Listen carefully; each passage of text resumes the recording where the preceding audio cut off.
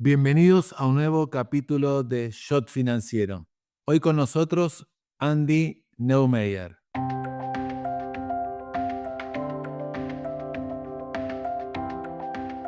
Andy terminó la carrera de Ciencias Económicas en la Universidad de Buenos Aires y posteriormente completó el doctorado en Economía en la Universidad de Columbia. Fue profesor en varias universidades internacionales como la de Southern California, también la de New York University, Chicago, Stanford University, Pompeu Fabra. También es investigador del CONICET. Ha publicado en el American Economic Review, en el Journal of Monetary Economics y en Econométrica. Fue distinguido con la Guggenheim Fellowship y pasó también por la función pública, dado que fue economista jefe del Banco Central entre el 2016 y 2018. Hoy con nosotros Andy Neumeyer. Shot Financiero es presentado por Puente Holding UK, una compañía especializada en Wealth Management, Sales and Trading, Capital Markets e Investment Banking, basada en el Reino Unido y con oficinas propias en Argentina, Paraguay, Uruguay, Panamá, Estados Unidos y España. Puente cuenta con más de 100 años de trayectoria y 35.000 clientes en todo el mundo, entre individuos, empresas, instituciones y sector público.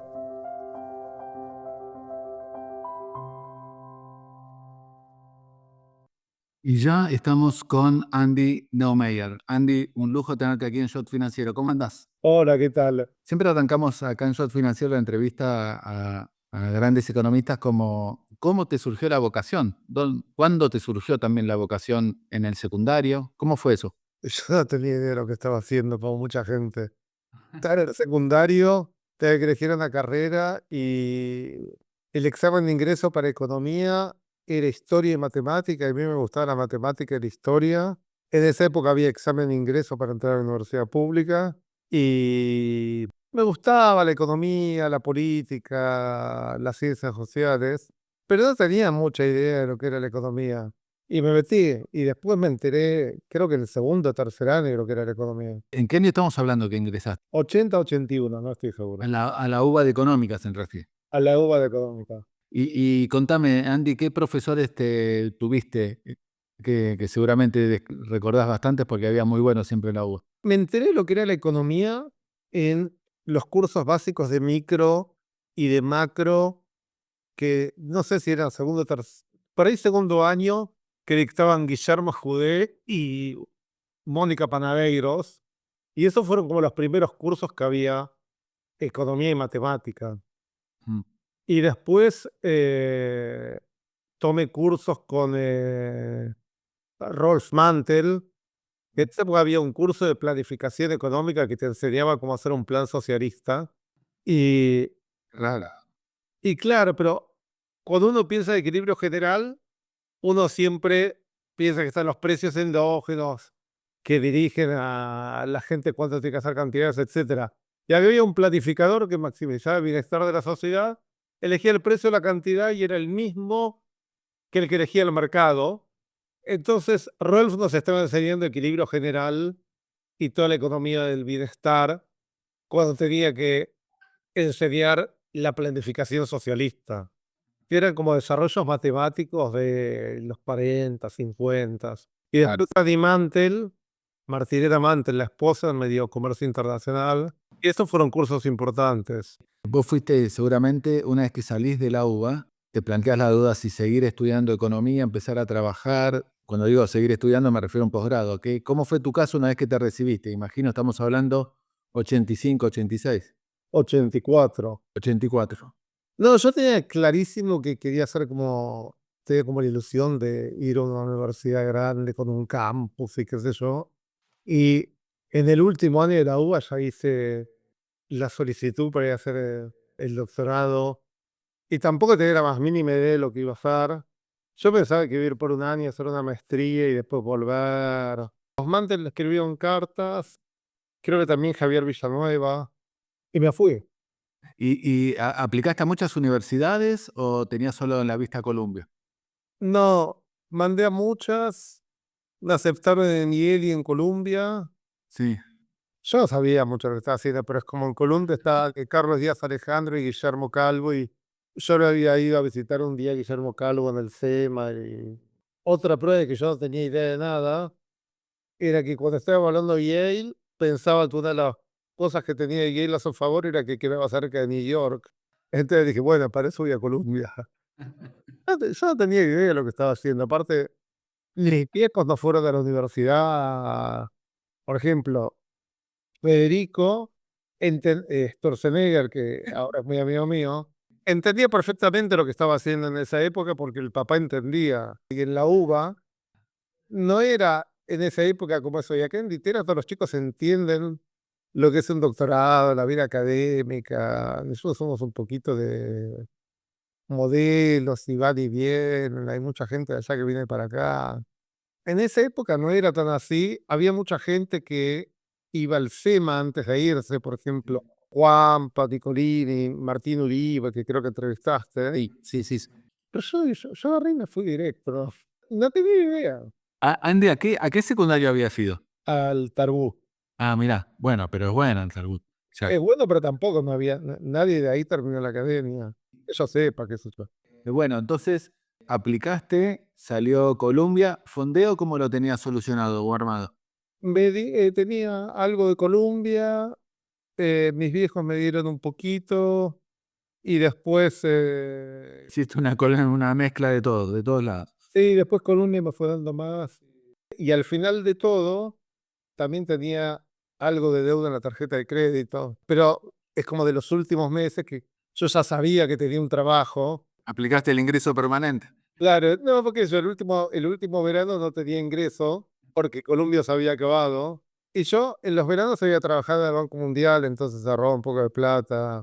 Trabajé una vez me contrató Miguel Kiger y una Vittorio Corvo. Con Miguel escribimos un paper que después se hizo un poco famoso. Claro, el último verano no había tarjeta de crédito. Tarjetazo, a puro tarjetazo. ¿Y el doctorado lo terminás ahí en el 90-91? 91, sí. ¿Seguías de cerca lo que estaba pasando en Argentina? Sí, en general sí.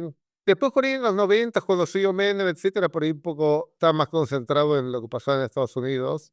Sí. Pero en general sí, siempre estaba vinculado con la Argentina, siempre volvía 1 o 2 veces al año. Ah, ok, ok.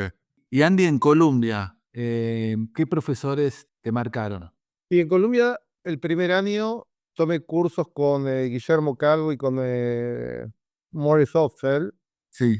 que después ellos se fueron a Penn, pero yo seguí en contacto con ellos y después trabajé con un griego que se llama Heraclis Polemarchakis, que hacía teoría de equilibrio general, y con un italiano que era profesor asistente de esos momentos, que se llama Paolo Siconolfi, que todavía hoy está en la Escuela de Negocios de Columbia. Ah. Y después estaba Edmund Phelps, que era como mi ancla del departamento de economía, porque estos estaban en la Escuela de Negocios. Ese era el grupito, básicamente. ¿Y cómo era Guillermo Calvo dando clase?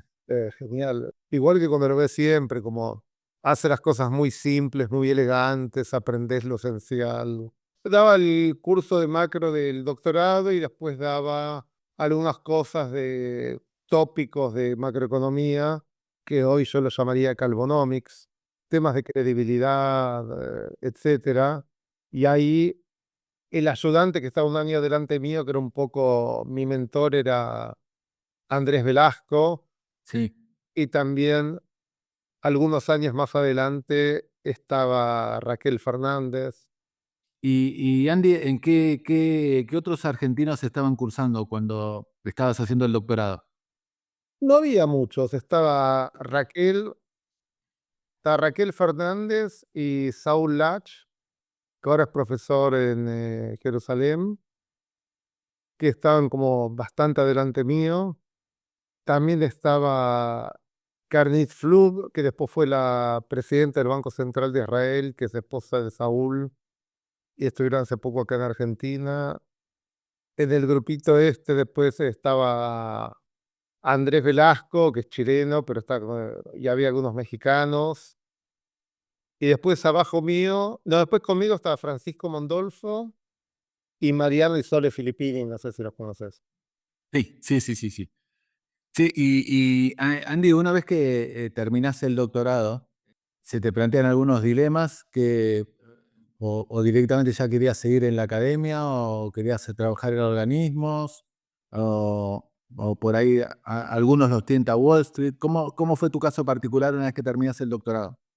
Me tentaba un poco Wall Street y también la academia, pero por una cadena de eventos terminé en la academia, me hicieron ofertas en España, en Pompeu Fabra, que estaba empezando en ese momento, y en USC, y al final terminé yendo a USC, y miré las cosas de la vida que el grupito que se armó en Pompeu Fabra, después estaban Juan Pablo Nicolini y Hugo Hoppenheim, que después vinieron acá y estaban en Ditela cuando yo vine a Ditela. Claro, sí. Sí, Nicolini nos contó acá en Shot Financiero cómo fue la experiencia ahí en Pompeu Fabra. Claro, y cuando yo fui, ellos no existían. Estaba Ramón Marimón, Albert Marcetti, estaba ahí atrás de todo Andreu Mascolel, pero era como una cosa muy, como una startup en su momento. Sí, Bastante parecido a lo que fue Ditela después cuando yo vine acá, que eran tres gatos locos. sí, sí, sí, sí, sí, sí. Jerry de la Paolera nos contó cómo fueron esos arranques y bueno, cómo también eh, sedujo a Juan Pablo Nicolini y a Federico Sturzenegger también. Estaban Juanpa y Pablo Sanguinetti, y después Juanpa contrató a Marcia Radguadi y a Martín Solá. Después vine yo, después vino Federico, Ernesto Jagroski, pero fue como que era muy chiquitito. Y Andy, recién hablabas de USC, que es la Universidad de Southern California. ¿Cómo fue la experiencia ahí? No, fue fantástico. Aparte, ahí, ese año que fui yo, que empecé yo, que fue el 91, yo estaba en USC, y en UCLA empezaron Mariano Tomasi y Federico Sturzenegger, que éramos los tres bastante amigos, y era todo un grupete de gente obsesionada con la inflación. Bueno, me imagino lo traían esa obsesión del argentino. Claro, porque de la Argentina, nosotros como hicimos la tesis durante el fin de los 80, imagínate. Claro, claro, claro. Y ya que estamos hablando de fines de los 80, Andy, ¿cómo viviste desde afuera? Intuyo que estabas en Nueva York, la primera hiper argentina. Bueno, fíjate que tanto Federico como Mariano como yo, los tres escribimos una tesis que de distinta manera era sobre el costo social de la inflación. Ajá, Federico escribió una tesis que tenía que ver con la distribución del ingreso y cómo para los pobres la demanda de dinero es más inelástica para más impuesto inflacionario. Mariano escribió su tesis sobre cómo la información que hay en los precios tiene más ruido con las hiperinflaciones, entonces la gente busca menos el precio más barato y hay como una mala asignación de recursos y la gente termina pagando más de lo que pagaría en situaciones normales por las cosas. Y yo escribí una tesis sobre cómo se quiebran los mercados financieros con la incertidumbre que viene con la inflación muy alta y como que todos los beneficios de tener mercados de créditos expresados en pesos que hay en todo el mundo desaparecen. Entonces, de que no tenés hipotecas, no hay ningún contrato en pesos que va para adelante. claro. Todas las ventajas de eso, que son gigantes, desaparecen. ¿Y quiénes fueron tus directores de tesis, Andy? Mi principal director de tesis fue Heracles Polemarchakis, que es un especialista en la teoría del equilibrio general con mercados incompletos. Era una cosa bastante abstracta y matemática. Y después, a lo largo de los años de mi tesis, Guillermo Calvo estaba en el fondo, pero cada tanto charlábamos, entonces yo hablaba bastante de economía y de estas cosas con él también. Ah, buenísimo. Acá mirando tu currículum, vemos que también diste clases en Stanford, en la Universidad de Montevideo, en la Universidad de los Andes, en Chicago, en la Universidad Carlos III, ahí en España, en Madrid. ¿Cómo es la vida así de ir pasando de universidad a universidad dando clases? Era en general No, yo estaba anclado en Los Ángeles y después me mudé acá. En el medio estuve un año en Europa, que lo que todavía no existía la Unión Europea, lo que era en ese momento la Comunidad Económica Europea, tenía como una especie de postdoctorados en los cuales pagaban más que el sueldo de USC o un número que era muy tentador por estar ahí y no enseñar. Mirá, Entonces era bárbaro. Después en París, aparte, había peores condiciones en un sentido porque tenía que compartir la oficina, pero compartir la oficina con Alberto Vicín, que hoy es profesor en NYU, nos hicimos muy amigos por eso. Entonces, al final, la peor condición fue una mejor condición.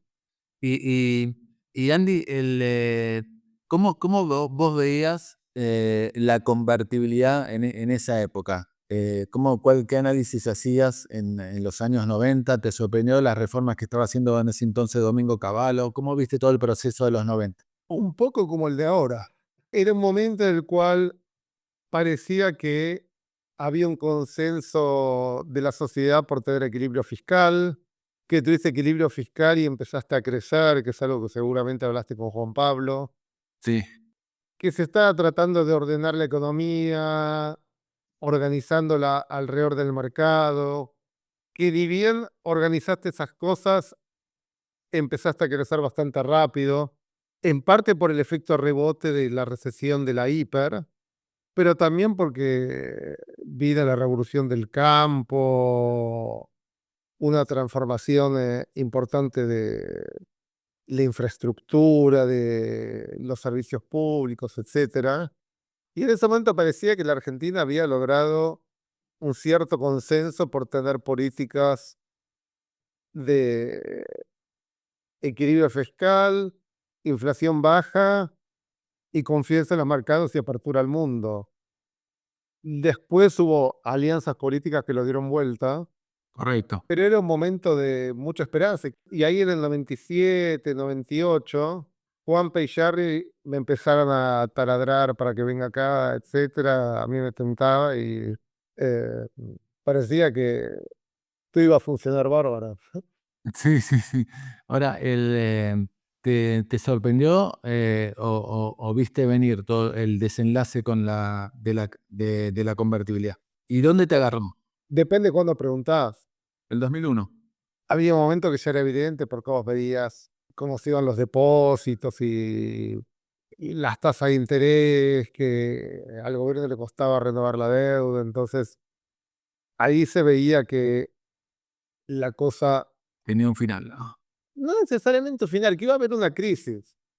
Muchos países tienen crisis y no cambian toda su estructura económica por eso. En general, es más, muchos países, muchas de las cosas que vos pensás con milagros del desarrollo, que yo, Corea, muchos de los tigres asiáticos tuvieron una crisis de deuda a fin de los 80, después tuvieron otra a fin de los 90, concurrente con la de la convertibilidad, pero no agarraron y cambiaron todo el modelo que funcionaba.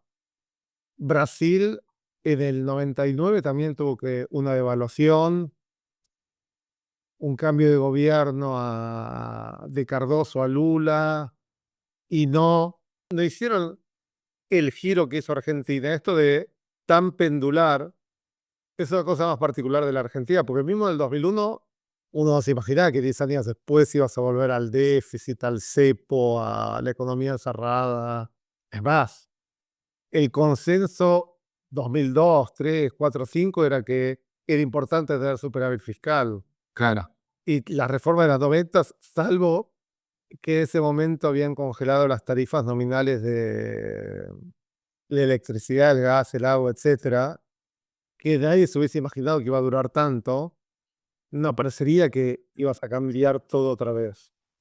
y Andy, en paralelo, obviamente, a tus clases y tu presencia en varias universidades, vos publicás papers que tienen bastante importancia, bastante, ¿cómo te podría decir?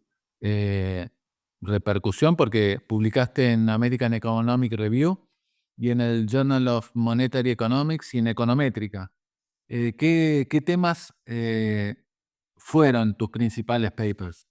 Bueno, por ejemplo, ahora que estamos hablando de la convertibilidad, y de estos shocks políticos. El paper ese, el American Economic Review, tiene que ver con esto que dice Milei de cerrar el Banco Central y dolarizar, Ah, mira. que era al mismo tiempo en el cual se estaba discutiendo y se estaba haciendo la Unión Monetaria Europea.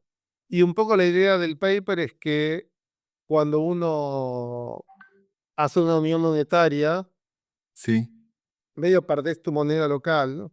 Pero también perdés toda la incertidumbre asociado con el ruido político que metes en la política monetaria. Entonces, si vos tenés un banco central independiente que está comprometido con una cosa, que todo el mundo tiene claro lo que va a hacer, etcétera, por ahí no querés perder tu moneda local. Pero cuando tenés bancos centrales que están metiendo ruido político e incertidumbre, porque ese ruido político puede tener un impacto en cuál va a ser tu política inflacionaria, etcétera.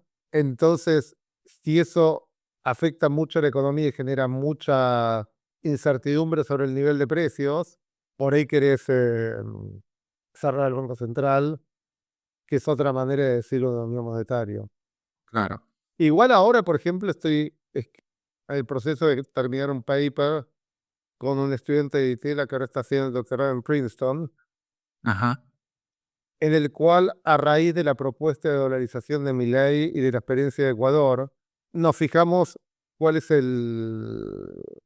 hacemos un análisis de la relación entre dolarizar y la probabilidad de hacer default, porque dolarizar es carísimo, tenés que comprarte todos los pesos que hay en circulación y eso es muy caro.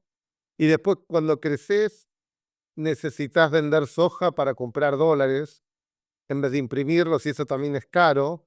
Y claro, todo eso termina o que tenés menos activos o que tenés más deuda y después haces más default y eso es recostoso, es carísimo dolarizar.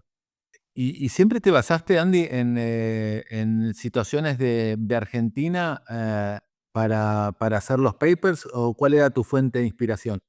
A mí me cuesta mucho. En general trato de entender el mundo a través de modelos y haciendo teoría económica que me resulta útil o enseñando. Y me gusta interpretar la realidad con la teoría económica. Entonces, muchos de los papers que escribí, como este que te di de ejemplo, salió de pensar cosas de la Argentina. Por ejemplo, el paper que tengo con Fernando Álvarez y Pat Quijo en Econométrica. La idea era cómo puedes armar la hoja de balance del gobierno para que no tengas incentivos a devaluar y y hagas más creíble la convertibilidad. Y después de pensarlo, de repensarlo y repensarlo, llegás a un nivel de abstracción que termina en econométrica. Qué loco. ¿Y algún otro paper que quieras destacar de la gran cantidad que has hecho? Y después también escribí unos papers empíricos sobre Argentina. Escribí uno sobre el impuesto inflacionario cuando era estudiante con Miguel Kigel, Ajá. que ahí nos queríamos ver. Ahí en los 80 la gente decía que no había que hacer un ajuste fiscal porque estabas como la inflación era ineficientemente alta, no por el déficit, sino porque estabas como de el lado malo de la curva del Laffer, que para los que no saben lo que es la curva del Laffer es cuando uno cobra un impuesto muy, muy grande, por ahí la demanda hace que la base imponible se haga muy chiquitita porque la gente no quiere pagar ese impuesto y achica lo que el gobierno está grabando. Entonces, con el impuesto inflacionario, la inflación era tan alta que la demanda de dinero era tan chiquitita y se recaudaba muy poquito, entonces el déficit no causaba la inflación porque la demanda de dinero respondía mucho a la inflación. Y con Miguel estimamos la demanda de dinero y nos dimos cuenta que eso era mentira. Mira, Eh, interesante. Y- pero mucha gente decía eso en ese momento en Argentina.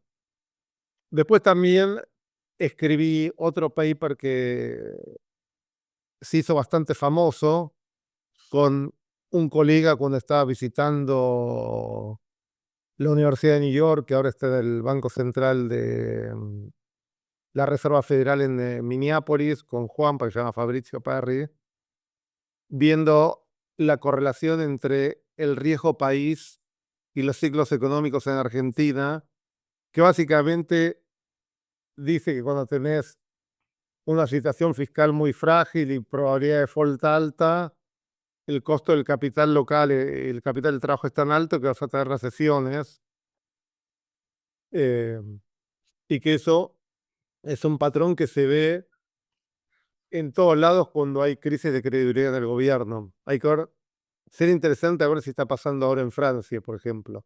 Claro.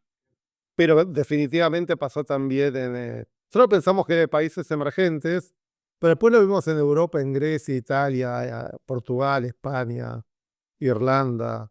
Y después hace poco escribió otro paper empírico sobre las rigideces de precios en Argentina. Pero igual todos estos papers usan data de Argentina, pero después construyen modelos y terminan bien publicados porque tienen lecciones para el mundo y te ayudan a testear o entender mejor ciertas teorías económicas. Claro.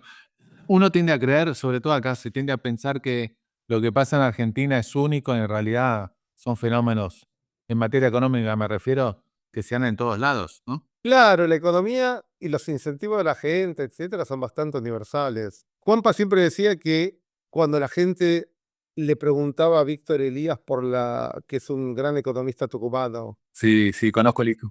por la especificidad de la Argentina, él decía, si vos tenés cáncer, ¿no querés que te atienda un médico americano porque tenés el ser argentino? Eh, no, como que la medicina es una y si la economía también. Y las ciencias son una. Y Claro. uno de los blogs latinoamericanos más, por lo menos que uno ve que tiene mucha repercusión y que realmente está bueno y aprovechamos para recomendarlo a quienes aún no lo conocen, es Foco Económico, que es un blog latinoamericano de economía y política. ¿Cómo te surgió la idea de participar en la creación de este blog? Hablando que en Ditela, pensamos que el blog podía contribuir a analizar temas que eran importantes con un nivel académico un poquito más alto. En general eran notas bastante cortas. Ya al final hice a pulmón. La primera imagen del blog ese, yo escribí el código y todo. Buenísimo. De vuelta, se lo recomendamos a todos los oyentes porque tiene publicaciones muy, muy buenas y una, no sé cómo hiciste, pero unos suerte de columnistas y todo el grupo editorial que es de primera. Claro, empezamos Sergio Berenstein, Sebastián Galiani, Juan Pablo Nicolini y yo, y después fuimos sumando gente que le gustó el proyecto. En esa época no había tantas redes sociales, entonces el blog era la manera de publicar directamente sin intermediación de instituciones periodísticas, etcétera. ¿De qué año estamos hablando? Eso fue en 2010. Y entonces ahí escribía Martín Uribe, Iván Werning. Bueno, el mismo Sebastián Galiani, Bueno, claro, nosotros cuatro escribíamos todo el tiempo. pero muy bueno, creo que No, y de hecho hay muchas entradas que siguen siendo relevantes, etcétera. Y otra cosa que queríamos nosotros era dejar una constancia de lo que pensábamos que estaba pasando en ese momento. Y ahora con Sebastián estamos pensando en mirar para atrás y hacer un libro que tenga como las entradas al blog que son interesantes porque muestran cómo veíamos la Argentina de ese momento o cosas perennes que sigan siendo importantes. Y después nos dimos cuenta que era muy difícil de sostener un blog solo con Argentina.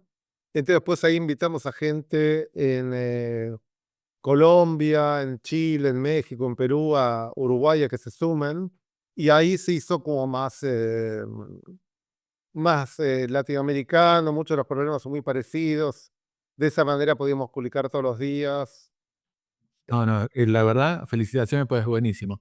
Andy, tuviste un paso por la función pública en el Banco Central como economista jefe, 2016-2018. ¿Qué rescatás de esa experiencia? Aprendí muchas cosas. Una es que es muy difícil hacer política económica y muchas cosas que no dependen de vos. Mismo ahora, por ejemplo, si vos ves lo que está haciendo el gobierno, ponen la mejor voluntad en todo lo que pueden, pero hay cosas que están más allá del poder que tiene el gobierno. Entonces, aprendí que no es fácil hacer política económica. Claro, que la diferencia de la teoría a la práctica me refiero a la práctica como hacedor de política económica, es bastante amplia, sideral. Sí, pero no es porque la teoría económica no se aplica, No, no, no, digo por la... sino porque aunque vos sepas lo que hay que hacer Mm, o cómo podrías hacer para que la economía sea más resiliente, mm, ahorita lo podés hacer. Hoy, por ejemplo, yo imagino que al gobierno le encantaría tener muchas más reservas, pero claro, ¿de dónde las vas a sacar? magia no hay. Claro, entonces o querés tener equilibrio fiscal, pero por ahí la política no quiere tener equilibrio fiscal. Es como que aún la gente que está en el gobierno a veces le falta el poder para hacer cosas, o a veces hay cosas que tenés como situaciones iniciales que son muy complicadas y es muy difícil de lidiar con eso. En ese sentido, este gobierno en la economía Sí, hizo cosas que mucha gente pensó que yo, por ejemplo, pensaba que... que no iba a poder hacerlas.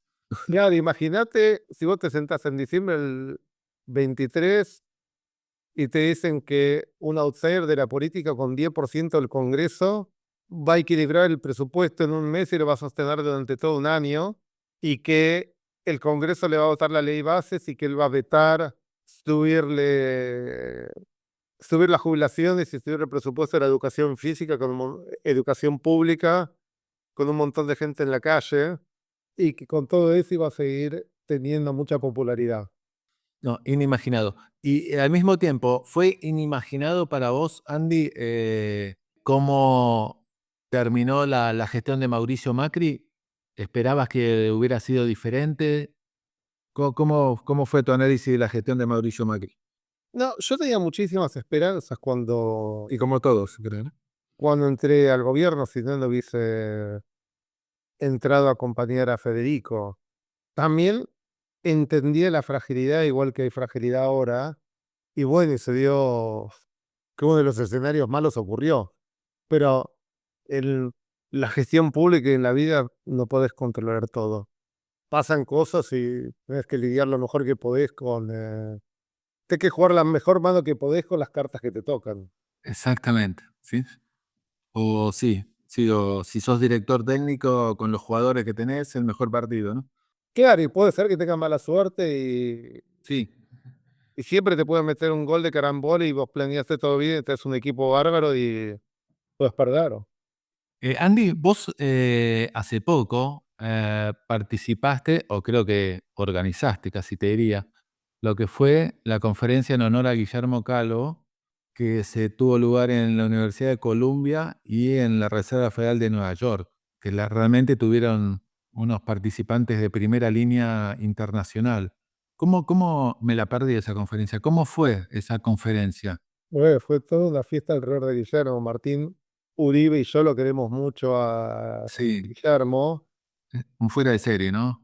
claro, y él se estaba retirando, jubilando en Colombia, etcétera, y claro, con una vida tan larga y siendo una persona tan querida, todo el mundo quería estar. Y como Guillermo estuvo siempre un poco en la política económica y un poco en la academia, es como que trajo lo mejor de los dos mundos. Entonces estaba gente como Mervyn King, que fue el presidente del Banco de Inglaterra, que escribió un paper con Guillermo. Estaba Carnit Fluke, que la mencionamos antes, que fue alumna de Guillermo. Jacob Frenkel, que fue ¿Estuvo en el fondo con él? estuvo en el fondo con él. Estaba Ernesto Sevillo, que también Presidente de México, expresidente de México. expresidente de México, que tuvo que lidiar con el tequila Sí. también. que tiene un doctorado en economía también y lo conoce mucho Guillermo. Ya ni me acuerdo, está el presidente del New York Fed, o, por ejemplo, John Taylor, Rick Mishkin, gente de toda América Latina, que de los gobiernos de América Latina tocada por Guillermo, y también académicos, viejos, jóvenes, muchos exalumnos de él. Me imagino lo que debe ser sentido, lo que fue una idea de organizar ese evento y cuando lo viste puesto en práctica, ¿no? Porque yo vi la lista de asistentes, incluso también, dicho sea de paso, recomendamos a nuestros oyentes que miren o que vean todas las presentaciones. Creo que vos incluso hiciste una descripción en Foco Económico de lo que fue la conferencia o lo que iba a ser la conferencia. Y me imagino la emoción que debes haber tenido con toda la cantidad de gente que pudiste convocar, ¿no? No tanta como la emoción de Guillermo, que fue el homenajeado. Eso sí, ninguna La duda. verdad que para Martín y para mí fue relativamente fácil, porque vos escribías a alguien y todos decían quiero ir. Pedías plata para que te ayuden a armar la conferencia y todos te decían quiero dar, porque todos lo quieren a Guillermo. Entonces, Qué bueno. y después también Sara, la esposa de Guillermo, sin contarle demasiado, nos ayudó mucho. Para los que les interesa verlo, están los videos en una página acá en Ditela. Hay un artículo en castellano en Foco Económico y hay toda una edición del Quarterly Review de la Reserva Federal de Minneapolis que editamos Martín Uribe y yo, y tienen las charlas que dieron John Taylor, el mismo Guillermo Calvo, Ernesto Cedillo. Como las principales charlas están en la de Maury Opfeld, que ellos desgrabamos las charlas que ellos dieron y después ellos las reescribieron, las editaron y las pusieron ahí. Andy, dos últimas preguntas. Uno es, ¿cómo ves la gestión Milei? Alguna pista nos diste hace poco, en el medio de esta entrevista, pero ahora puntualmente dedicarnos a esto. ¿Cómo estás viendo la gestión Milei y sobre todo los 3 años de este mandato que le quedan? Bueno, el primer año de Milei me parece que es mucho mejor del que mucha gente, incluyéndome a mí, pensó que iba a pasar. Eh, y la verdad que si Argentina se mantiene con esta gestión y más importante todavía, con la próxima gestión, con equilibrio fiscal y continuando la desregulación y abriendo más la Argentina al mundo, especialmente del comercio, es muy probable que la Argentina crezca bastante rápido y experimente una transición hacia un nivel de desarrollo económico más alto, como lo tuvo Chile durante 20, 25 años después de sus reformas. Perfecto. ¿Va a pasar eso seguro? Y me gustaría, pero siempre existe la posibilidad de que haya como, de que se dé vuelta políticamente, que es muy difícil. Por ejemplo, antes decíamos de lo que uno no controla. Vos estás haciendo estas cosas que hace el gobierno ahora. Imagínate que toda la gente que tiene que invertir y que ve posibilidad de hacer negocios importantes en Argentina y que le gustaría hacerlo, dice, "Mm, pero ¿qué pasa si Milei pierde las próximas elecciones y vuelven a dar vuelta a todo como pasó en los 2000?" Y eso le pone un poquito de palos en la rueda y hace que todo sea más lento. Por ahí si alguna de esos miedos políticos ocurre, es como una profecía autocumplida. Por el otro lado, en la medida que Milei logre bajar la inflación y la economía vuelva a crecer, va a empezar a ganar elecciones y por ahí se llega a un consenso político que para ganar elecciones hay que hacer políticas para crecer y, como dijimos antes, no hay magia. La gente entiende lo que hay que hacer, hay que encontrar el equilibrio político para implementarlo. Y bueno, eso es el desafío de la Argentina de hoy, que Y de nuevo, por más buenas intenciones que tenga la gente que está en el gobierno, esto es lo que llaman la batalla cultural, que es generar un consenso para un Estado que no regule todo, que tenga equilibrio fiscal, que no ahorque la iniciativa privada con impuestos altos, etcétera, es, eh, es importante. Sin dudas. Andy, la última pregunta entonces. ¿Qué recomendás a aquellos que están iniciándose en la carrera de Ciencias Económicas a la luz de toda tu experiencia, tanto académica como, bueno, tu paso por la función pública, etcétera? Que hagan lo que les apasione. Para hacer cualquier cosa profesional en la vida no tienes que trabajar mucho, tienes que hacer algo que te guste y que disfrutes. Claro. Te imagino que a vos te apasiona el periodismo y te gusta hacer estas cosas, entonces, Sí, no, hacemos esto.